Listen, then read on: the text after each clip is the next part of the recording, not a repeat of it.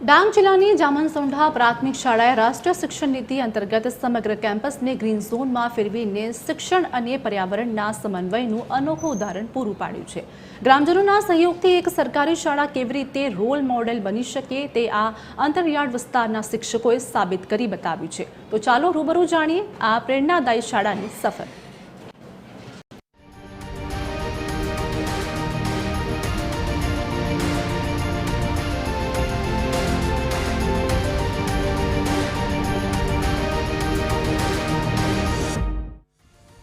ડાંગના સુબીર તાલુકાની જામનસોંઢા પ્રાથમિક શાળામાં બાળકોને બંધિયાર ઓરડાને બદલે ઓક્સિજનથી ભરપૂર કુદરતી વાતાવરણમાં ભણાવવામાં આવે છે। આ નવતર પ્રયોગનો મુખ્ય ઉદ્દેશ્ય બાળકોના સ્વાસ્થ્યની જાળવણી સાથે તેમનામાં બાળપણથી જ પર્યાવરણ સંવર્ધનના સંસ્કાર સિંચવાનો છે।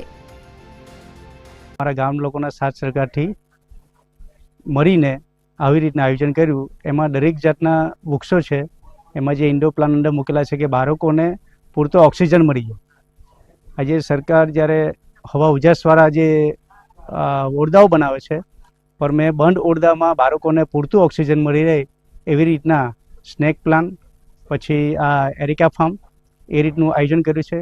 બાળકો બી સારી રીતે એમાં જોઈ શકે અને પર્યાવરણ વિશેની માહિતી મેળવી શકે।